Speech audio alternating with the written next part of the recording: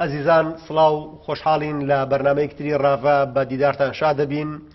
تەوەری ئەم بەرنمەیەمان پێچێنانی کابینەی نوێ حکوومەت هەرێمی کوردستانە بە میوانداری زۆر بەڕێز و خۆشەویست مامۆستا کارزان ئەحمەد، شۆڤەکاری سیاسی و کادری پێشکەوتوی پارتی دموکراتی کوردستان. مامۆستا کارزان خۆشحاڵین و بەخێربێن. منش خۆشحاڵترم، سواز بۆ دەرفەتە. بەڕێزی مامۆستا لە دوای 30 ئەیلول و دەرکەوتنی دەرەنجامەکانی هەڵبژاردن. مشتومڕێکی زۆر گفتوگۆیەکی شڕۆپەر لە نێوان هێز و لایەنە سیاسیەکان هەیە، لە میدیاکانە، لە ناو خەڵکە لەسەر پێچێنانی چۆنەتی کابینەی نوێ حکوومەت هەرێمی کوردستان، یان دروستتر بڵێن کابینەی نۆ. ئەم کابینەیە ینی زۆرترین چاوەڕوایانی بەهۆی ئەوەی کە نەخشەی هێزەکان گۆڕاوە، بە تایبەتی پارتی لە ئاستی پێشووی زیاتر هەڵکشاوە و هێزی دووەم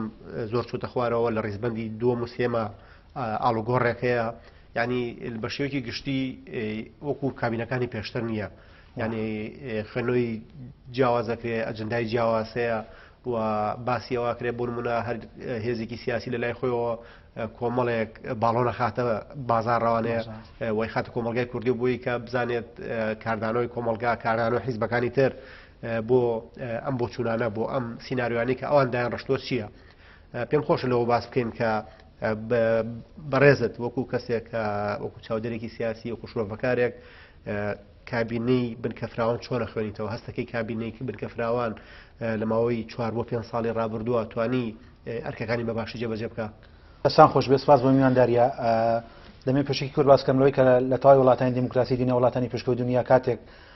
تەمەنی کابینەیەکیان تەمەنی پەرلەمانی کوردستان تەواو دەبێت، یان تەمەنی پەرلەمان تەواو دەبێت، هاوڵاتیان هاونیشتمانیان پەنا دەبەن سندوقەکانی دەنگدان و بە ڕێگاچارەیەکی دیموکراسیانە و ئاشتیانە پەنا دەبن بەوەی کە نوێنەرانی خۆیان لە هەندێکدا دیاریکەن.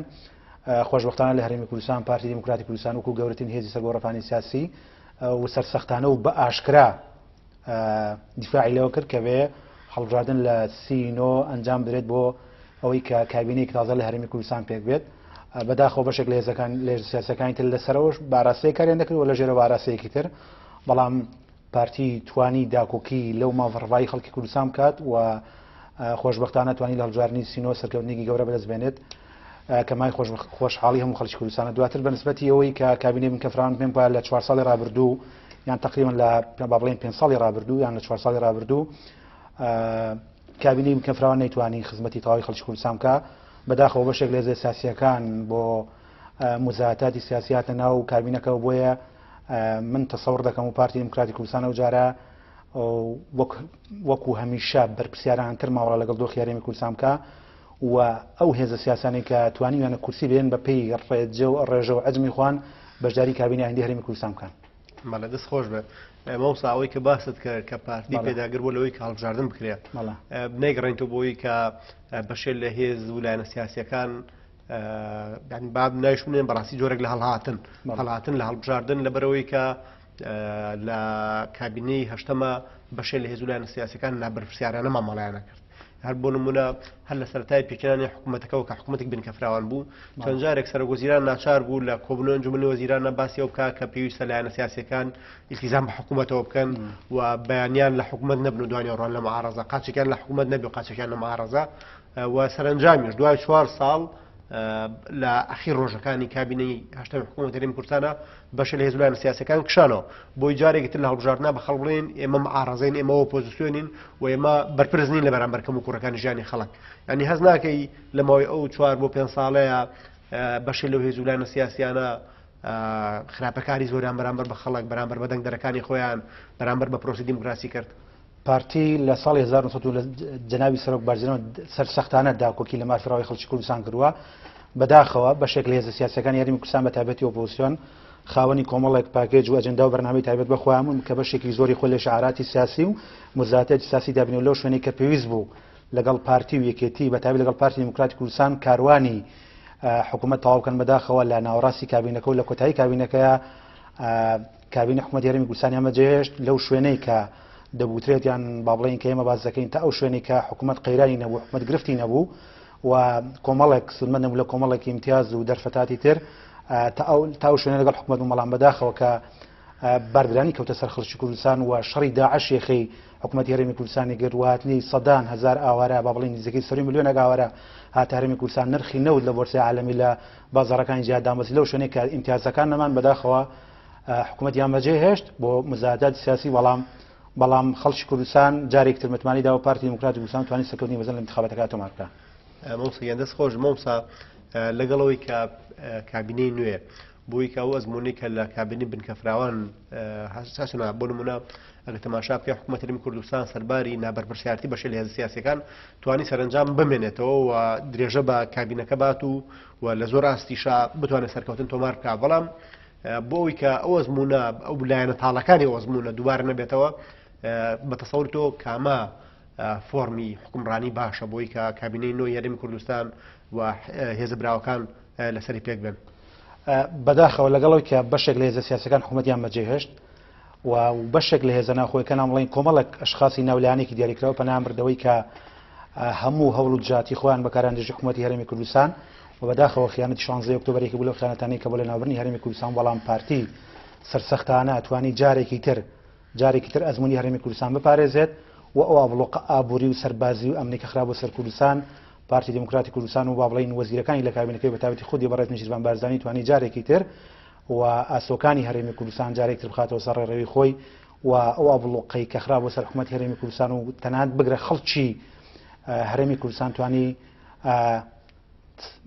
زۆر باش و زۆر چاک لەم ئابلۆقەیە دەرباز مامکە و من پێم وایە من وای دەبینم 4 ساڵی ڕابردوو کابینی بنکەفراوان سەرکەوتنی بەدەستنێنا بەداخەوە بۆیە من وەکو تاکێک وەکو چاودێرێکی سیاسی پێم وایە پارتی پەنادەباتە بەر حکوومەتی زۆرینە ئەو هێزولانە سیاسیانەی کە توانیوانە کورسی بەدەستبێن هەر حیزبولانێک بە پێی ڕێژەی خۆی و پێی ئەجمی خۆی بەشداری حکوومەتی هەرێمی کوردستان پێداکات لەم کابینەیەدا. مەوسا بەڵام بەشێ لە هێزولانە سیاسیەکان لەم پرسا هەڵبێن بۆ نمونە لەگەڵەوەیان کە جارێکتر بگەڕێنەوە بۆ سیستەمی 50/50 یان بەشی لە هێزولە لایەنە سیاسیەکان ڕەنگە هێشتا پێیان خۆش بێ بەناوی بنکەفراوان و جارێکتر گەمەیەکتر دووارە بکەنەوانێ ینی هەستەکە ئێستا زەمەنیەوە هاتوێتە پێشوانە کە کابینەیەک بۆ نمونە ئەگەر کابینی بنکەفراوان نەبێ کابینی هاوپەیمانی بێت بۆ نمونە لە نێوان پارتی دموکراتی کوردستان و کردنی شمانی کوردستان و چەند هێزێکی ترا ئەو زمینەیە هەیە کە حکوومەتێکی زۆرینە پێک بێنرێت و بەشی لەو هێزولانە سیاسیانەشی کە نەیانتوانیەوە ڕێژێکی باش کورسی بێنن و دەنگێکی باشیان نەبووە لە هەڵبژاردنەکانی سیێلولا قبولی ئۆپۆزیسیۆن بکەن و بتوانن بۆ نمونە ئەوان زۆر جار شانازیان بە ئۆپۆزیسیۆن بوونی خۆیانەوە کرد بتوانن ئۆپۆزیسیۆنێکی تەن دروست بن. بەداخەوە بەشێک لە هێزە سیاسیانە بە تایبەتی یەکێتی نیشتیمانی کوردستان و بستنەوەی گۆڕان زۆر جار ئەوە بە خەڵکی هەرێمی کوردستان و بە تایبەتی ئەم زۆن دەفرۆشنەوە کە دوو حیزبی دیموکراسی و لیبرال و مەدەنین بەڵام بەداخەوە دیارە هەردووکیان بە تایبەتی یەکێتی نیشتیمانی کوردستان تەقبولی نتایجەکان ناکا هەرچەند من خۆم لەگەڵام کە پارتی دموکراتی کوردستان بە هاوپەیمانی لەگەڵ یەکێتی بەشێک لە هێزەکانی تر کابینەی تازە پێک بێنن بەڵام ئەگەر هێزێک نەیتوانی بێت لەم انتخاباتە پێچوانی پارتی متوانی خەڵکی کوردستان بەدەستبێنێ و زۆرینەی دەنگی خەڵکی کوردستان بەدەستبێنێ ئەبێ ئەوە قبولکە کە لە 4 ساڵی ڕابردوو سیاسەتەکانیان و ئاراسی کارکردنیان دژی بەرژەوەندەکانی خەڵکی کوردستان بۆ خەڵکی کوردستان متمانەی پێنەداون خەڵکی کوردستان دەنگی پێنەداون بۆیە بەڕاستی بێوە لە ڕووی سیاسیەوە هەزمکان کە ببنە بەشێک لە ئۆپۆزیسیۆن و بەرنامە و کاری خۆیاندان بۆی لە هەڵبژاردننی ئاینە بتوان متمانەی خەڵکی کوردستان بەدەستبێنەوە. ئەمەوسا لە ماوەکانی ڕابردووە بە تایبەتی ئەو هێزانەی وەکو گۆڕان و یەکگرت و کۆمەڵ کە زۆر جار خۆیان بەهێزی ناقد و ئۆپۆزیسیۆن و ئەو بابەتان نازانن هەرچەندە کەم و زۆر بەشداری دەسەڵاتیان هەیە ڕاستیە بوون بەڕێگر لە بەردەم پرۆژەی دەستوری هەرێمی کوردستان سەربارەوەی کەم پرۆژەیە کۆمەڵە ڕێکاری یاسایی خۆی تێپەڕاندە بوو بەڵام ئەوان نیانهێشتێتە بەردەمی خەڵکو و خەڵک دەنگی لە بەرامبەر بە یعنی هەستەکەی بۆ نمونە ئێستا کە پارتی 45 کورسی هەیە و دۆخەکە ڕوونترە و بەشێ لەو هێزە مەعارەزانە بەحسێکی زۆر دابەزی و نەتە خوارەوە یعنی هەستەکەی بۆ نمونە لە 1-2 ساڵی داهاتوو لە زەمەنی ئەم 4 ساڵەی کە ئەم تێرمە تەواوی کە لە بەردەممانایە بتوانرێت پرۆژەی دەستوری هەرێمی کوردستان دووبارە زیندوو بکرێتەوە و پرۆژەیەکی نوێ بنووسرێ و ڕێکاری یاساییەکانی تێپەڕێنێ بۆ ئەوەی هەرێمی کوردستان خاوەنی دەستورێکی هاوچەرخ بێ و بتوانێت ئەو کێشە منولانیانەی کە هەیەی لەسەر سەرۆکایەتی هەرێم لەسەر ئەنجامدانی هەڵبژاردن لەسەر زۆر پرسی سیاسی و نەتەوەی بتوانێت لە ڕێگەی دەستور و چارەسەری بکات. کاک سەربەز بم قەناعەتم وایە کە لە پێداوی هەرێک گرنگ و هەنوێکان بۆ هەرێمی کوردستان بریتیە لە بوونی دەستورێکی مۆدێرن بۆ ئەوەی کە تەنزیمی حیاتی تەواوی کۆمەلگای خەڵکی کوردستان بکات بەداخەوە بەشێک لە هێزە سیاسەکان ڕێگرن و لەوەیە پارتی دموکراتی کوردستان وەکو هەمیشە قوربانی بە بەرژەوەندی حیزبەکانی خۆیداوە لە پێناوی بەرژەوەندی وڵاتانی خەڵکی کوردستان سەرڕاوی کە پرۆژەی دەستوری هەرێمی کوردستان لە ڕابردوودا کۆمەڵێک فلتەر و ڕێکاری یاسایی خۆی بڕی بوو بەڵام پارتی وەکو هەمیشە تەنازولی لە بەشێک لە دەستکەوتی حیزبەکان درۆ لە پێناوی دەستکەوتە نەتەوەیی و نیشتیمانیەکاندا جارێکتر ڕازی بوو کە دەستوری هەرێمی کوردستان بخرێتەوە سەر مێزی گفتوگۆ و دیالێ و سەرنج و پێشنیار و ئاڕایی تەواوی هێزە سیاسەکانی لەگەڵ بێت بەڵام بەداخەوە بەشێک لە هێزە سیاسەکان ئەوان وەکو هەمیشەی بۆ مزایەتی سیاسی بۆ کەسبکردنی دەنگی خەڵکی کوردستان بەکاربێنا بەڵام دڵنیام ئەم جارە پارتی دموکراتی کوردستان بە تایبەتی پەرلەمانتارەکان و سافی پارتی و فراکسیۆنی پارتی لە پەرلەمانی کوردستان بە هاوکاری هێزە نیشتیمانیەکان دڵنیام لەوەی کە پرۆژەی دەستوری هەرێمی کوردستانێکی مۆدێرن ساز دەکەن و دەیخەنە بەردەمدەمی ئەندام پەرلەمانی کوردستان و دەبێتە پرۆژێکی مۆدێرن و باش بۆ خەڵکی کوردستان. مەوسا هەز ناکەی کە لە باربردنی پرۆژەکە کاوان بەڕاستی لەو چوارچەوەیە تەعنیانە کرد کام پرۆژەیەکی باش نییە و هاوچەرە نییە و زیاتر بۆ کەسێک نووسراوەتەوە بوو لە قازانجی حیزبێکە و یعنی زۆر مزایەتی سیاسی زۆر بە زۆریان کرد لە نەتیجە توانیان پرۆژەکە پەک بخەن. وەکو جەنابش باسەکە پارتی ئامادە بۆ مرۆنەت بنوێنێ و پرۆژەکە بگەڕێنێتەوە بەڵام ئەوان ئەو کارانی کردیان ئەو شێوە مامەڵەی ئەوان لە پرۆسی سیاسیا کردیان پرۆژەکە وانە بوو کە جارێکتر بنووسرێتەوە و ڕێکارەکانی خۆی تێپەڕێنێ بەڵکو پرۆژەکە لە باربرا بەڕاستی یعنی هەستەکەی کە بۆ نمونە کاتی ئەوە هاتووە بە تایبەتی کە ئێستا نەخشە حیزبەکان گۆڕاوە و پارتیش نزیکەی نیوەی کورسی پەرلەمانی هەیە ینی ڕەنگە ئاسانتر بتوانێت باشتر مامەڵە بکە و بەڕاستی لە ڕابردووشە پارتی داکۆکی کاری سەرسەخت بوونەوەی کە هەرێمی کوردستان خاوەنی پرۆژەیەک بێت خاوەنی دەستورێک بێت هەر بۆیش پرۆژەیەکی بۆ ئامادە کرده بوو بۆ نمونە لە پەرلەمان سەرسەختانە بەرگری لێکرد لە ئاستی میدیا و کۆمەلگەی کوردستانە پارتی زۆر مسیر بوو لەسەرەوەی کەم دەستورە بچێتە بەردەمی خەڵک ئەگەر خەڵک پەسەندی کرد ببێ بە دەستور و ئەگەر خەڵک ڕەتی کردەوە ئەو بڕیاری خەڵکە و پیرۆزە. کاک سەربەز دەستور بۆ تاوی هاونیشتمانی خەڵکی کوردستان دەنووسرێت پارتی توانێتی لە 1945 دەنگی هاونیشتمانی خەڵکی کوردستان بەدەستبێنێت بەڵام بەداخەوە وەکو وتم بەشێک لە هێزە سیاسیەکان لە ڕابردوودا ئەم پرسیان بۆ مزایەتی شەخسی و مزایەتی سیاسی بەکارهێناوە. ئەگەر قسە لەسەرەوە بۆ جەنابی سەرۆک بارزانی پارتی دیفاعی لەوە کردووە نیزامی سەرۆکاتی بۆ ئێستا و واقع ئێستا هەرێمی کوردستان گوجاوە ئەگەر قسە لەسەر بابەتێکی تر بکرێت بەڵام من پێم وایە لەو مەلەفەیە سەرکەوتون و دڵنیاشم پارتی دموکراتی کوردستان لە ئەم خولەی پێنجی پەرلەمانی کوردستان پرۆژێکی مۆدێرن و پرۆژێکی باش کە تێیدا داکۆکەری تەواوی مافی هاونیشتیمانیانی هەرێمی کوردستان بە کەمەنەتەوەکانیشەوە چکە پارتی بە درێژایی تەمەنی زیاتر لە 70 ساڵی ڕابردووی خۆی پاراستنی مافی کەمینەکان و کەمەنەتەوەکان لە ژێر چاوە حکومڕانی پارتیدا کرد لە ئەولیاتی سەرەکی پارتی بۆیە من دڵنیام لە ئاینەدا دەستوریی باش و هەرێمی کوردستان دەنووسرێتەوە. مەوسە باسی کەمینەکانت کرد کە پارتی بەرگریکارە لیان ئەگەر تەماشا بکەین لە ماوەی 27 ساڵی ڕابردووە بە تایبەتی گەرم زەمەنی حکومڕانی کوردی وەربگرین پارتی بەردەوام لەگەڵ کەمینەکانە لەگەڵ پێکاتە جیاوازەکانە تێکەڵێکی زۆر باشی هەیە هەرەوەی کە بەشێکی زۆر لە یەزیدی و کاکەی و مەسیحی و تورکمان و شەبەک و هەموو پێکاتەکانی کوردستان لە ناو قیادەتی پارتی لە ناو ڕێخستنی پارتی لە ناو تەنزیمی پارتیا جیان بۆتەوە و بەڕاستی لە دەرەوەی تەنزیمی پارتی و لە دەرەوەی قەواعیدی پارتیشە ئەگەر تەماشا بکەی پارتی مامەڵەیەکی نەرمونیانتر و مرۆڤ دۆستانەکە لەگەڵ پێکاتەکانی ترا بۆ نمونە زۆر جار پارتی تۆمەتبارەکرێ بۆی کە پارتی هاوکارە لەوەی کە هەندێک لە هێزی تورکمان و مەسیحی و ئەرمنوانە بە مافەکانیان شاد بن کە باوەڕی من ئەمە ڕخنێکی نابەجێ ینی ئەبوای ینی ئەوانەی کە وا خۆیان پیشانێن کە زۆر هاوچەرخن زۆر مۆدێرنن زۆر دیموکرات خواز و ئازادی خوازن لە کاتێکا زۆر جار ڕوبەڕووی کەمینەکانە بنەوە. بەداخەوەوان تا ئەو شوێنە مۆدێرن و دیموکراسین کە بەرژەوەندی حیزبەکانی خۆیان نەکەوێتە مەترسیەوە قوربانی بەرژەوەندی حیزبەکانی خۆیان نەدرێت بەڵام ئەم دەستەواشەی یان ئەم قسەیە بۆ پارتی دموکراتی کوردستان هەرگیز ڕاست نییە. پارتی بە درێژایی تەمەنی سیاسی خۆی داکۆکیکارێکی سەرسەخت وە لەژێر سای قەڵەمڕەوی پارتی دموکراتی کوردستاندا ئەو هێزانە توانیویانە زۆر بە ئاشکایی و زۆر بە شەفافانە و زۆر بە دیموکراسیانە گزارش لە مافی سیاسی و ئاینی و نەتەوەی خۆیان بکەن و پارتیش سەرسەختانە دیفاعی لەو بابەتە کرد ژێر قەڵەمڕەوی خۆیدا. مەوسەکارزانانی سەب زۆر باس دەوا کرێت لە میدیاکانەوە کە ئەم لە کابینی نوێیە هەوڵێکی زۆر هەیە بۆی کە بە تایبەتی لەلایەن پارتی دموکراتی کوردستان و کە براوی یەکەمە کە بە دڵنیای و ڕاست پێرێ بۆ پێکهێنانی حکوومەتی هەرێمی کوردستانیش کە هەوڵ ئەیات کەمینەکان تەنها لە چوارچێوەی پەرلەمانە نەمێنەوە ینی لە ئاسی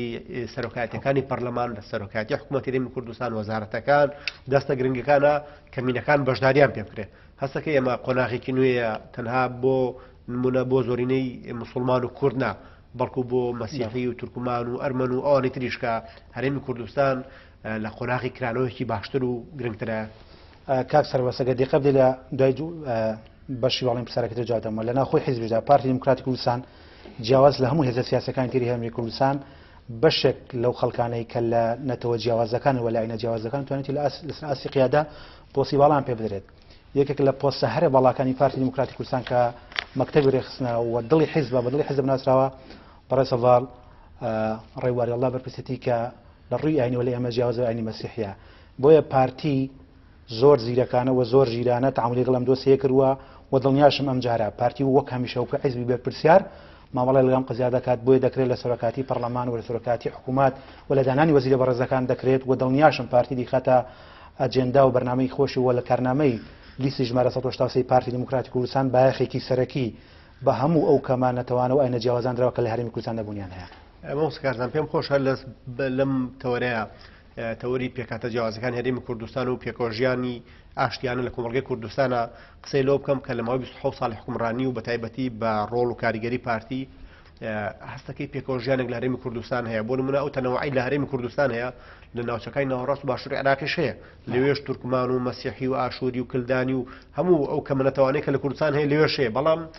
لەوێ ڕوبڕووی قەتڵعام و ڕەشەکوژ و توندوتیژێکی گەورە بوونەوە تا ئەستەوەی کاکرێ پیان بڵێن جینۆسایدیش بەتایبەت بۆ نمونە تەماشای مەسیحەکانی بەغدا و مووسڵ بکەین کە ئێستا تا ئاستەوەی کە هیچ مەسیحەیەک لەو ناوچانە ناژین ئەم دیاردێ درێژ بۆتەوانێ و بەردەوام مەسیحەکان یا بەر هەرێمی کوردستان هەڵێن یا بەرەو دەرەوەی وڵات هەڵێن. یعنی هەز ناکەن هەرێمی کوردستان لەژێر فەلسەفەی بارزانیە ئەو شێوازە پێکۆژیانە لە ماوەی 27 ساڵی حکومڕانی کوردیا بەرچاو ڕۆشنێکی باشە یاخود بڵین ئاسۆیەکی گەشە بۆی کە کۆمەڵگەی کوردستان ناتوانێت لەسەر پێی خۆی ڕابوەسێ و کۆمەڵگایەک بێ فرەی خۆی بپارێزێ و پێکۆژیانی ئاشتیانە بەردەوامی هەبێ. سنووری هەرێمی کوردستان بەگشتی و بەتایبەتیەوەی کە پێوتە قەڵەمڕەوی پارتی دیموکراتی کوردستان هەمیشە بۆتە لانەیەکی ئارام، لانەیەکی پڕسۆس و لانەیەکی پڕ لە میهرەبانی بە تەواوی پێکاتەکانی هەرێمی کوردستان. بەداخەوە گەرسەری ناوچەکانی ناوەڕاستی خواری عێراق بخەین، ئەو ناوچانە بۆ ئەوان نەک جێگای ژیانێکی شایستە ژیانێکی باشنەوە، بەڵام بگرە بەداخەوە بۆ ئەو ناوچانە بۆ ئەوان ببۆتە دۆزەخ. بەشێکی زۆر لەوانەی کە تەنها تاوانیانەوە بوو کە مەسیحی بوو یانەتەوەی جیاواز بوون لە ناوچەکانی ناوەڕاستی خواری عێراق تیرۆر کراون، ڕفێنراون، بێسەروشوێن کراون، تەنانەت لەناو خودی عەرەبەکانیشدا خەڵک لەسەرەوەی کە مەزهەبی جیاوازە کە لەسەرەوەی کە پێکاتەی جیاوازە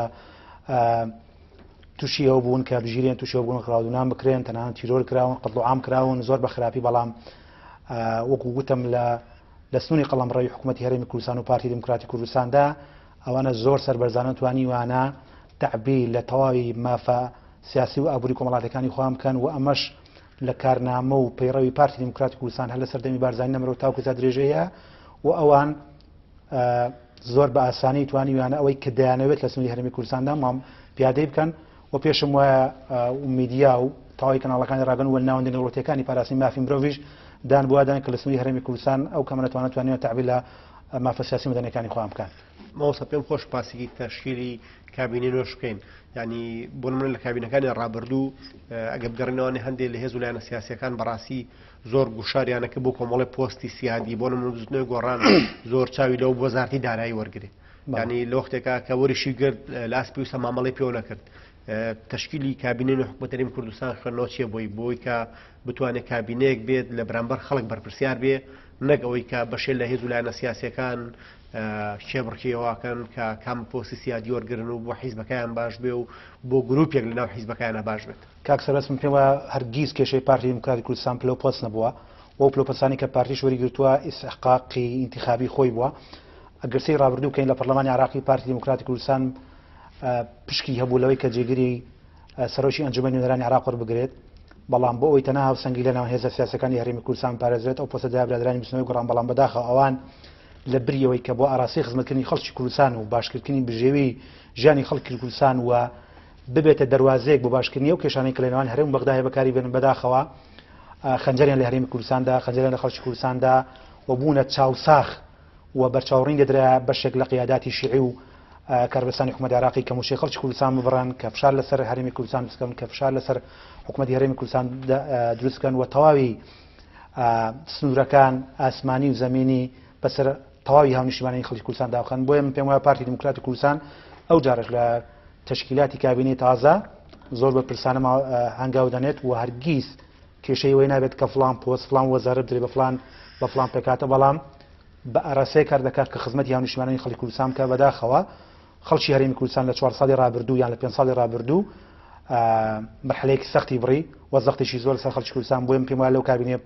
پارتی دموکراتی کوردستان ئەم کابینەی دەکات کابینەی خۆشگوزەرانی خەڵکی کوردستان و کابینەی باشترکردنی ژیانی خەڵکی کوردستان و نوێژینەی و گرفتانی کە لە هەرێمی کوردستاندا هەیە. مامۆستا باسی ئەوت کرد کە پارتی زۆر جار کێشەی پۆستی نابێت، بەڵام بەشێک لە ئەندامان و لایەنگرانی پارتی ڕخنە و گازندەی وایان لە پارتی هەیە کە زۆر جار مرونەتێکی زۆرە نوێنەیە و بەشێک لەو پۆستانەی کە پشکی پارتین پارتی ئامادەی نەرمی بدوێنێ لە بەرامبەر هێزەکانی ترە بەشێک لەو پشکەی خۆی بابەوان. گلەی هەواڵان و تەنزیمی ئێمە 100% منیش لەوانەیە کوتاکێک سەرنجەم هەبێەوە تێبینی مەبلوی کە زۆر جار پارتی تەنازولی کرد لە پۆستی حیزبەکانی خۆی دا بە حسابەکانی تر، بەڵام جیاوازی پارتی و گەورەی پارتی لەوەدا کە حیزبی بەرپرسیارە حزبی پاراستنی دەستکەوتەکانی هەرێمی کوردستانە و پارتی خۆی بەخاوەنی قەزی هەرێمی کوردستان و کێشەی نیشتیمانی وڵاتە ئەزانێ. بۆیە هەمیشە هێزە سیاسی گەورەکان ئەو هێزانەی کە خاوەنی ئەم نیشتیمانن کە پارتی دموکراتی کوردستان لوتکەدایەت هەرگیز کێشەی لەوەدانێ کە فلان پۆست و فلان پلە بدرێ بە حسابەکانی تر، چونکە دوجار پارتی بوو بە حزبی پاراستنی دەستکەوتەکانی هەرێمی کوردستان و حزبی پاراستنیەکانی هەرێمی کوردستان ناوچونکە بینیمان لە داسانەکانی پردێ و سەحێلا و محمودیە پارتی توانی ناسنامە و کەرامەتی نیشتیمانی خەڵکی کوردستان پارێزێت، پارتی توانی ئەم هەرێمە لە لێواری داڕوخانەوە بپارێزێت و بیهێڵێتەوە حزب واسی خۆدە و کە دڵنیاشم لایەنەدا بێسری دەکات. مامۆستا کارزان زۆر جار لایەنەکانی نار بە پارتی بۆ تۆمەتبارەکەن کامیژە پرۆژەکانی خۆی ئەسەپێنێ، هەرچەندە پرۆژەکانی پارتی پرۆژەی نیشتیمانین و پرۆژەی خەڵکی کوردستانن. هەستەکەی لەو ماوەی کە داهاتوویەت ڕەنگە بەشێ لە نارەکانی پارتی ئەوانەی کە ئەنیست بەربەهەڵبژاردن بگرن و بۆی هەم شکستی خۆیان بشارنەوە و هەم پرۆژەکانی پارتیش سەرکەوتو نەبێ. هەستەکەی لەو ماوەی داهاتووە پارتی توانێت باشتر ئەو پرۆژانەی هەیەی بەتایبەتی لەسەر پرسی سەربەخۆی و ڕیفراندۆم و بەهێزکردنەوەی کیانی هەرێمی کوردستان پارتی دەرفەتێکی باشی لە بەردەما بێت بۆی کە بتوانێت هەنگاوی باشی بۆ بنێت. کاک سەربەست من پێوە پارتیش پرۆژەیەکی نەسەپاندەوە بەسەر خەڵکی کوردستاندا و بەعکسەوە پارتی زۆر جار تەنازولی و پێم وتی لە بەشێک لە پرۆژە یاسانە کردووە کە ڕێڕەوی یاسایی خۆی و فلتەری یاسایی وەرگرتەوە، بەڵام تەنها پارتی لە پێناوی یەکڕیزی و سازای نیشتیمانیدا و پرۆژانەی گەڕێنەوە ئەو مەرحلانەی کە پێویستە تاوی هێزە سیاسەکانی کوردستان دەنگیلێزە بدەن لەوانەیە پرۆژەی سووری هەرێمی کوردستان، بەڵام بەداخەوە بەشێک لە سیاسەکان لەو شوێنەی لەو ئاراسەیان لەو جێگای کە بەرژەوەندی حیزبیەوان وای خواست پرۆژەی بگەڕێتەوە ئەڵێن بابگەڕێتەوە پێویستی بە سازان و یەکڕیزی نیشتیمانیە، بەڵام بەداخەوە ئەوان لە بابەتی سەرۆکاتی هەرێمی کوردستان بەوە ناسران کە یەکڕیزی و یەکدەنگی و کۆدەنگی نیشتیمانی خەڵکی کوردستانیان تێکدا ئەی بۆ لەو جێگانێکە با بڵێن لە بەرژەوەندی حیزبی ئەوان لە مەسڵاتی حیزبی ئەوان بوو پرۆژەکان بەدڵی ئەوان بوو تەنان پارتی توانی پرۆژە یاسای کۆمیسیۆنی هەڵبژاردننی سەربەخۆی هەرێمی کوردستان بگەڕێنێتەوە بۆ پەرلەمانی کوردستان و دوجار ئەو کۆمیسیۆنە تەعبیر لە هەموو هێزە سیاسیەکانی هەرێمی کوردستان کە، بەڵام بەداخەوە حیزبانە لە هەر جێگایەک لە هەر پرۆژەیە کە بەرژەوەندی حیزبی ئەوان جێگای تێدا کرایەوە ئەڵەم پرۆژەکە بەڵێتەوە پرۆژەکە پرۆژەیە کریزی نیشتیمانی، بەڵام لە هەر پرۆژەیەکە نەیتوانی مەسلحەتی ئەوان و ئەوەی کە خۆیان دەیانەوێت توانەوەی کە ئەوان مەبەستیانە جێگای نەبوو لە پرۆژەکەڵەن کاکە پارتی تۆمەتبارەوەی کە یەکڕیزی نیشتیمانی تێدا سازانی نیشتیمانی، بەڵام ئەم قسە و دەنگ و باسانە بێ جۆرێک ئەسڵ ئەساسینەوە پێشم وایە پارتی ئەم جارە بە حکومی کە بە جیاوازێکی زۆر یەکەمێکی زۆر لە پێشێزەکانی ترە پێم وایە ئاسانتر دەتوانێت بەشێک لە پرۆژە یاساکان لە هەرێمی کوردستان تێپەڕێنێت، چکە بەداخەوە پارتی لە ڕابردوو زۆر جار دەرفەتی کتریدا بۆ لایەنە سیاسیانە بۆی کە ئیجماع یان کۆدەنگی بە لەسەر پرۆژە نیشتیمانیانە، بەڵام بەداخەوە کەوان هەر ئەوەی کە بیانەوە هەیە پێم وایە دڵنیا بە لەوەی پارتی دموکراتی کوردستان لە ئایندا و دەستکراوەتر و باشتر دەتوانێت پرۆژە یاسان لە هەرێمی کوردستان تێپەڕێنێت، ئەوانەی بەتایبەتی ئەو پرۆژە یاسانەی کە ڕاهەندی نیشتیمانیان هەیە و لە بەرژەوەندی خەڵکی هەرێمی کوردستانن کە دەربچن. مامۆستا دەست خۆش بێ، بەڵام زۆر جار ئەوان ڕکەبەرەکانی پارتی بۆ تۆمەتبارەکەن کە پرۆژەکانی خۆی ئەسەپێنێت و هەوڵەدات حساب بۆ ئەوان نەکا، هەرچەندەوەی کە تۆ باسێکەکەی کە زۆر جارەوە ئەوانن بۆ نمونە هەر شوێنە بتوان ئیجماع دروستکەن یا خۆ بتوان گەلە کۆمەیە دروستکەن بتوانین ئینقلابێکی سپی بکەن خۆیانی لێ ناپارێزن، بەڵام زۆرجار بۆ نمونە بەتایبەتی لەم دەڤەرە لە ڕێگەی ماشێنگەلی گەوری ئەعلامیەوە هەوڵێن کە پیشانیەوە بن کە نەخێر پارتی فەرزی ڕێیەکانی خۆیەکە پارتی پرۆژەکانی خۆی بەسەرمانە فەرزاکە، هەرچەندە پرۆژەکانی پارتی من هەر لە سەرتاژ وتم کە پرۆژەی نیشتیمانین بۆ نمونە ئەگەر ئەوان لەگەڵ ڕێفراندۆم و پرسی سەربەخۆی نەبوون با لە کەسێکەکەمەکانیان و نەچوونایەتە سەر سنوورەکانی دەنگدان و دەنگیان بە سەربەخۆی نایە یان باشکرا بچوونایەتە سەر سنوورەکانی دەنگدان و بەنەخێر دەنگیان بایە، ینی هەز ناکەی چاوەشکارێکی زۆرەکرێ لەلایەن بەشی لەم هێزانەوە بە تایبەتی بە ئیستیغلالکردنی کەناڵەکانی ڕاگەیاندن و تەکنۆلۆژیا و تۆڕە کۆمەڵاتیەکان. کاک سەربەزە سەرکی پارتی دموکراتی کوردستان لە خولی پێشووی پەرلەمانی کوردستان خاوەنی 38 کورسی بووە. ئەگەر بە نمونەیەک وەربگرین هێزێکی وەک هێزی نیشتیمانی کوردستان خاوەنی 18 کورسی بووە کە پارتی دوو بەرامبەر و 2 کورسی زیاتر کورسیە بووە لە پەرلەمانی کوردستان و حەقێکی یاسایی خۆی بووە کە بەشێکی زۆر لە پۆستە وەزارەکانی هەرێمی کوردستان وەرگرت. بەڵام پارتی لە بەرامبەرەوەیە تەنازوی لە بەشێک لە پۆستەکانی خۆی کردووە. یەکێتی نیشتیمانی کوردستان 5 وەزارەتیە بۆ پارتی دموکراتی کوردستان 5 وەزارەتیە بووە. بەڵام بەداخەوە بەشێک لە سەرعاتی ناوخۆی و هێزە سیاسیانە و ئیفلاسی سیاسیان بەرامبەر خەڵکی کوردستان و شکستی ئەو پرۆژە سیاسی و ئابوووریانەیەکی هەم بۆ خەڵکی کوردستان و دەرکەوتنی ڕاستی و بەرنامە و ئەجەندای و حیزبانە ناتوانانی سەرکەوتن بەرز بێن. بۆی بەداخەوە من پێم وایە ئەوەندەی کە لەم زۆنەیە بەشێک لە هێزە سیاسەکان ئەوەندەی کە دژاتی پارتی و هەرێمی کوردستان و ئەزمموی هەرێمی کوردستان دەکەن بەشێکی کەمی ئەو تاقە و زەوتوانای خۆیان تەرخانکەن باشکردنی دۆخی خەڵکی کوردستان و باشکردنی یان بەهێزکردنی پێگەی هەرێمی کوردستان پێما بوو. ئێستا دۆخی هەرێمی کوردستان لە شوێنێکی تر بوو بە ئاراسەیەکی باشتر بوو و من کەم قسەیەکەم پێمان وا لەڕێتیانە پێم یەکێک لە گەورەترین دەستکەوتەکان لە تەمەنی 200 ساڵ یا مە بڵێن زیاتری هەرێمی کوردستانەوە بوو کە پارتی ئەندازیاری سەرەکی وەردا ڕێژەری سەرەکی ئەنجامدانی ڕیفراندۆمی سەربەخۆی هەرێمی کوردستان و کە ڕیفراندۆمی دەستکەوت و شانازی بۆ تەواوی خەڵکی کوردستان و پێم وایە ڕاستە لە ئێستا لەوانەیە هەلومەرج لەبار نەوێ بۆی کە ئەم ئەنجامی ئەم ڕیفراندۆمە شوێنی خۆی بگرێ و بچێتە سەسکەی خۆی. بەڵام دڵنیات دەکەم لەوە کە ڕیفراندۆم مافێکی شەرعی و یاسای خەڵکی کوردستان بۆ و تاپۆڕەش لە گریفانی تاک بە تاکی خەڵکی ئەم کوردستانەدا و دوجار خەڵک لە سەدا 93 خەڵکی کوردستان بەڵێ کرد بۆ ڕیفراندۆم بەڵێ کرد بە سەربەخۆی کوردستان و بۆیە بم پێم وایە پارتی یەکێک لە دەستکەوتە هەرێک گرنگ و شانەزەکانی کەوەی ماوەتەوە کە سەرسەختانە جیاواز لە بەشێک لە هێزە سیاسیەکانی کوردستان دوو لە مزاجەتی لە یەکەم لە حزەوتوتی ئەم مافێکی ڕەوای خەڵکی کوردستانە بۆیە سەرسەختانە دیفاعی لێ کردەوە و ئێستاش پارتی دموکراتی کوردستان سەربەخۆیی و لاینەدا بوونی دەوڵەتێک بۆ هەرێمی کوردستان لە بەرنامە و ئەولەویاتی و حزبەدایە. دەستخۆش بەوەسا بەرەکوتای بەرنامەکە چین گەشتبینی بۆی کە زۆرینەی پارتی لە پارلەمان و ئەو هەلومەرجە تازەی کە لە دوای سی ئەیلول هاتووتە ئاراوە 4 ساڵی داهاتوو 4 ساڵی کوردستانێکی ئاوادان و ئارام بێ. من پێم وایە 4 ساڵی ڕابردوو پارتی دموکراتی کوردستان ئەزممونێکی زۆر باشی وەرگرت بەداخەوە وەکو لە سەرتا ئاماژەمان پێدا بەشێک لە هێزە سیاسیەکان لە ناوەڕاستی ڕێگاکە پارتیان بەجێهێشت. بەڵام من پێم وایە پارتی بەرچاوڕوونتر و باشتر دڵنیام هەنگاو دەرێت بۆ ئەوەی کە ئەم جارە حکوومەتێک دروست بکرێت کە حکوومەتی لەوانەیە زۆرینێ بە لەلایەن هێزە سیاسیەکانە. بەڵام دڵنیام پارتی دموکراتی کوردستان زۆر ژیرانتر و باشتر هەنگاو لە تەشکیلی تازای حکوومەتی هەرێمی کوردستان دەکات حکوومەتێک بێت بە فعلی ممارەسەی ئەوە بکات کە دەسەڵاتەکانی خەڵکی هەرێمی کوردستان بەرجەسەر بکات و ژیانێکی باشتر و ژیانی کڕەفانەتر بۆ خەڵکی هەرێمی کوردستان دابین بکات. دەستان خۆش مامۆستاجان زۆر خۆشحاڵ بووین. خۆشحاڵ بووم. سوپاس زۆر سپاس بۆ کاکەرزان ئەحمەد شۆڕڤەکاری سیاسی و کادری پێشکەوتی پارتی دموکراتی کوردستان. سپاس بۆ جەنابی سپاس بۆ میێنەرەکەتان. زۆر سپاس. ئەزان بەم جۆرە هاتینە کۆتایی ڕاڤە تا بەرنامەی داهاتوو بە خۆتان ئەسپێرین و خۆتان لەگەڵ.